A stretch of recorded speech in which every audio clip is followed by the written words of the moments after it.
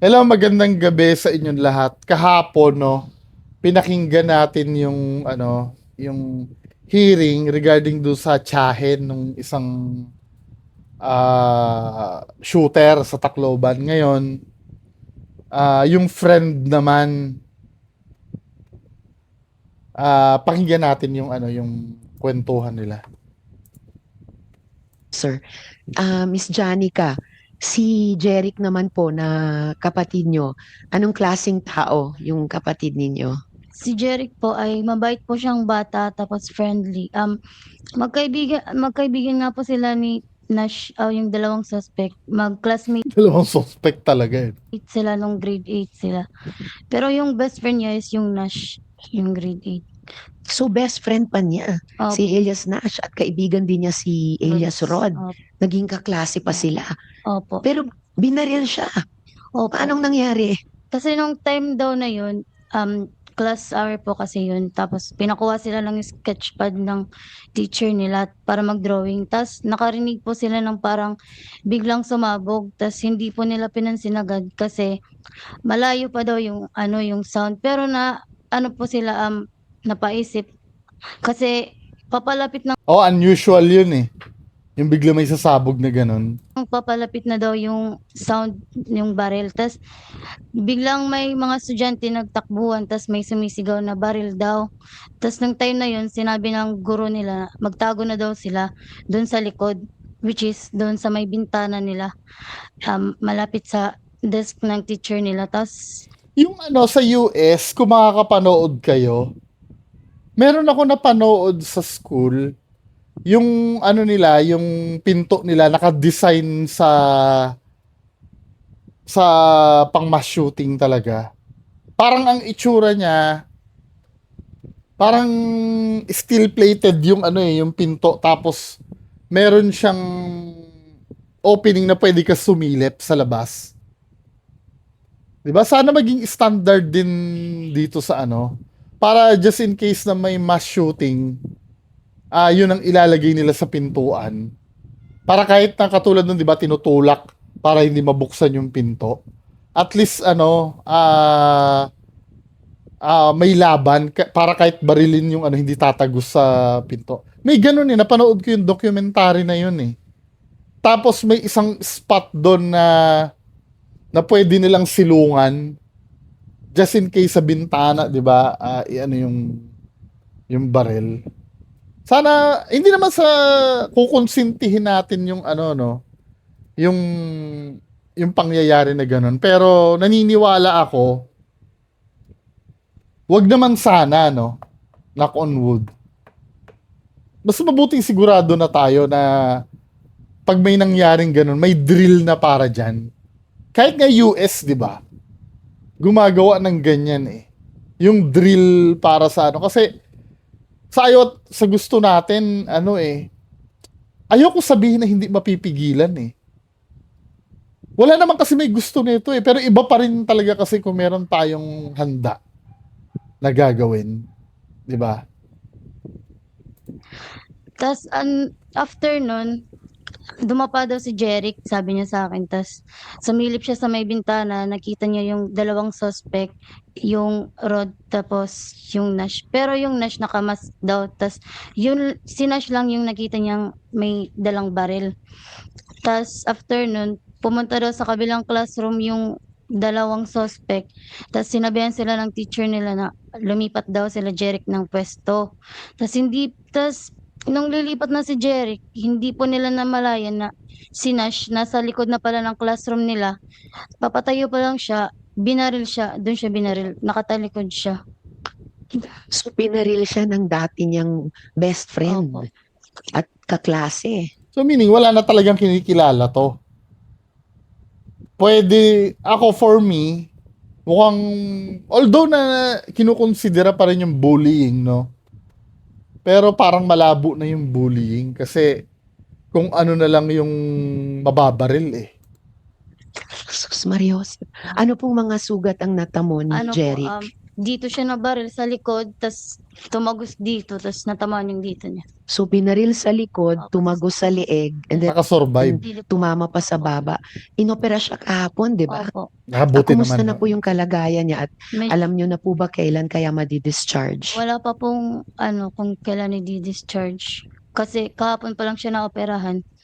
Tapos, inobserbaran din po. Kasi yung dito niya may fracture. Fractured yung baba niya. So yun po yung inoperahan kahapon. Grabe, no? Sino mag-shoulder niyan? Diba? Sana wag pabayaan ng di naman nila gusto yan. Wag pabayaan ng gobyerno dapat yung mga gastusin. Hapon. So may reconstruction na nangyari. Opo. Kwento po ba sa inyo ni Jeric? Nakababatang kapatid niyo siya? Opo. So kayo po ay ate ni Jeric. Kwento ba niya dati or kahit pagkatapos ng pamamaril kung anong klaseng mga tao itong sina Elias Nash at Elias Rad at pareho lang ba nung umagang yon or nagbago ba sila bilang mga tao sa tingin po ni Jeric? Sabi po ni Jeric sa akin, dati daw, hindi po, masayain daw po yung si Nash, tapos joker din daw po. Kasi may circle of friends po sila niyan. At saka, nung time daw na yun, yung pamamaril, after no, before nun mangyari, umattend daw ng flag ceremony si Nash. Tapos, nagtanong pa siya nun kung nasaan yung kaibigan nila. Ako may target. Di si Rod, yung iba nilang kaibigan. Tas parang nagduda daw si Jeric nung time na yun kasi parang iba yung mood daw ni Nash nung time na yun. So napansin Opo. ni Jeric na iba ang mood Opo. ni Elias. Yeah, actually, sa akin ha, sorry, yung pag-iiba ng mood, feeling ko confirmation bias na lang yun eh. Pero, maganda yung clue na meron pang hinahanap na iba. Nash kumpara sa pagkakilala niya. Opo. So parang tuloy nagkakutob siya na may iba. Opo. May iba. At kanina po, Miss Janica, binanggit ni Sir Rolando, hindi niya alam gaano kabilis nakaresponde yung pulis sa Tacloban. Anong tingin mo, Miss Janica, ng pamilya niyo dun sa law enforcement response so far? Ay po ninyo. Hindi po namin talaga alam kasi may pumunta lang po kasi sa bahay namin tapos yung barangay tanod namin sinabi na may pamamaril daw na naganap sa sa high school kasama yung kapatid ko daw na baril. Tas nun umalis agad si mama at si kuya tapos yung babaeng sumaklolo sa kapatid ko hinanap yung bahay namin tapos nakita nila sa labas tapos sinabihan si mama na nandun na daw sa Ace si Jeric. Kasi nung time kasi na nasa Ace Hospital. eskwelahan sila, nung lalabas na sila, inakay siya ng mga kaklase niya papalabas. Tapos nung nasa gate na sila, naglalakad. May video po yun, naglalakad sila. Tapos pagpunta nila sa may kalsada na, pumunta sila sa may isang shop ba yun. Tapos sinabihan sila na wag dito kasi may bata daw. So hindi pa tinanggap dun sa Ay, grabe, no? Sa bagay, hindi mo rin naman kasi masisisi yun, no? Hindi mo rin naman masisisi, pero paano kung hinahabol sila nun, ano? Hindi kayo, ready ba kayo magbigay ng protection yun? Paano kung may anak din yung... Pero kakayanin kaya ng konsensya niya yun. Di ba? ulang shop. Hindi, may Wow. video din po yun. Opo. May nagpa-vlog kasi. Tapos, May nagbablog daw. pumunta na lang sila sa katabing, sa may water station. Tas may dalawang senior student. Tinakpan yung sugat niya dito. Tas mabuti na lang yung may babaeng dumaan nakamotorsiklo. Sinakay siya agad dun sa motor. Single na motor. Tas sinatid sa ospital. Tas tinanong ko din po siya kung walang tumulong sa kanya, ganun. Sabi niya wala daw kasi nagvi-video lang yung mga tao daw. Well, ganun talaga eh. 'Di ba? Paunahan mag-post sa social media eh. Exclusive nga naman 'yon, 'di ba? Pero instead na unahin yung wala eh. Social media nga naman. ko po naman, paalala sa lahat ng nakakarinig dito at lalo na online. Pag ganyang trahedya, tulong muna bago video, no? Yung totoong buhay muna bago yung virtual. At yung Reels daw babaeng Reels. yun na nagsakay sa kapatid nyo sa motor, siya rin yung binanggit mo kaninang nagbalita sa inyo na may Opo. barilan pala sa school. Opo, hinanap yung bahay namin. Mabuti pa siya at hinanap pa kayo sa bahay. Okay po, para nakapunta si mama nyo at yung isa pang kapatid Opo. ninyo. Now, Miss Johnny, katulad po ni Miss Jeneline kanina, nakita nyo naman, kayo ni Sir Rolando, ang dami pong government agencies na kasama natin ngayong umaga. Meron po ba kayong mensaheng gustong ibigay sa kanila dahil sa trahedyang ito?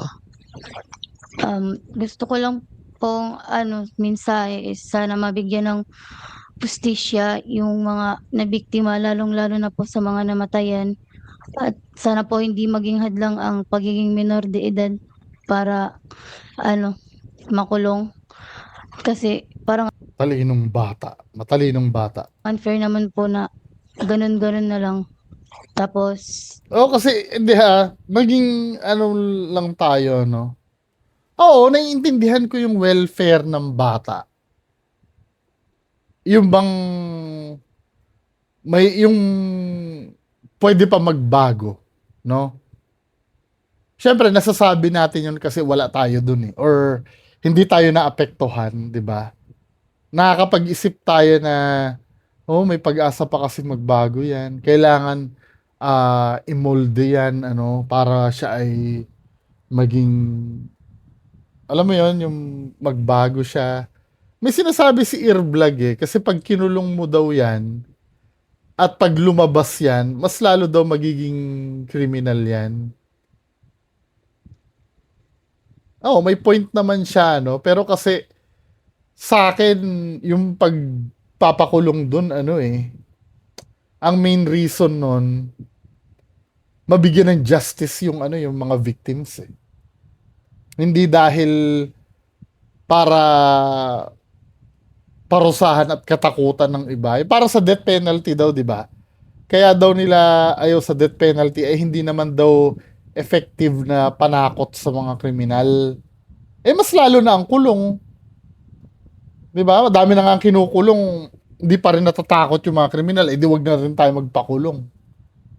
Ang purpose kasi noon, para pag pinarusahan mo at pag pinakulong mo, ang purpose kasi noon, para magkaroon ng justice yung mga victim. 'Di ba? Yun yung main purpose noon. Siguro yung magbabago siya or matatakot yung iba dahil nakulong. Na lang yun, siguro secondary na lang or pero hindi yun yung main goal. Ang main goal, pag ikaw ay hinatulan, justice yun para sa mga victims. Diba?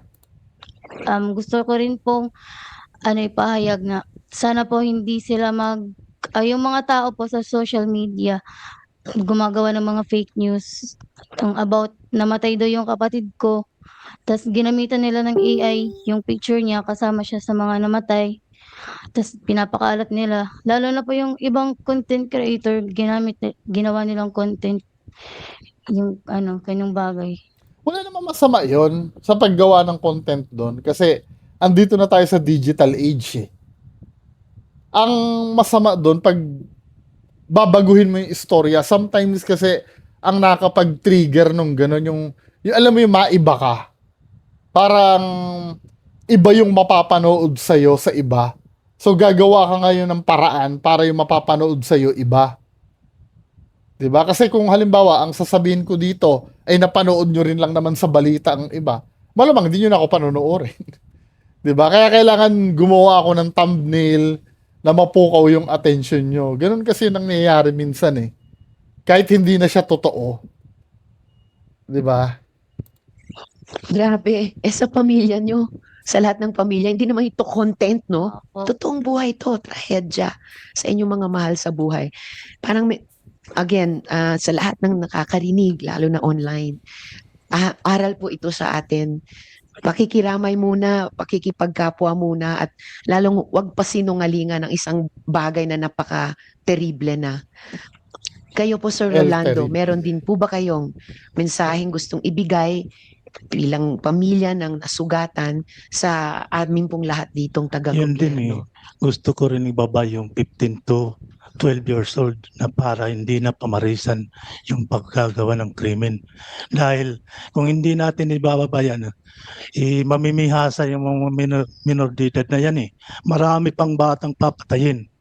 Dahil Merong mga nagde-debunk nun, na sinasabi nila, makukulong din daw. Pero you can't deny the fact na iba kasi yung pagdadaanan nila eh. Kahit pa sabihin mong kulong ang tawag mo doon, pero nakikita kasi sa TV na parang ang sarap-sarap ng buhay doon. Yung mag-aaral kayo, nasa dorm kayo, 'di ba? Wala namang rehas na nakikita. Kahit pa sabihin nyo, yes, naiintindihan ko, parang kulong din yung feeling. Pero, kasi nakikita nung iba, parang, ang tingin, parang binibaby eh. Di ba? Siguro katulad nung, sino ba yung nagsabi? Si Sarapi ba yun? Gumawa ng facility na, na para sa kulungan talaga, as in kulungan, para sa mga juvenile. Yun.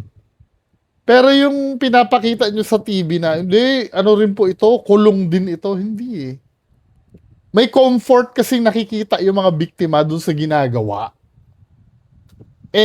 Pucha, ginawa mong parang manok yung anak ko, tapos ganyan ka komportable yung pupuntahan ng nakapatay.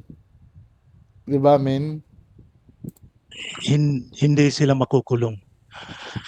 Yun eh. For me, totoo naman parang makukulong, pero hindi yun yung kulong na iniisip kasi ng mga biktima. Salamat, sir. So, yun na yun, So, ano masasabi nyo dito, mga kababayan ko? Panahon na ba? Sa akin, siguro kahit, kung ibababa yan, pag-isipang mabuti at dapat may nakahanda na talagang facility para dyan. Hindi rin ako agree dun sa dun sa ihalo sa mga matatanda eh. Well, siguro yung mga let's say 15 years old pataas, no? Medyo na yan eh. Medyo matanda-tanda na yun eh. Pwede siguro yun. Pero yung 12 to 14 siguro, dapat meron silang sariling kulungan din. Diba? Anyway, ano masasabi nyo dito? Comment lang po kayo sa baba. Magandang gabi sa inyo lahat. Bye-bye.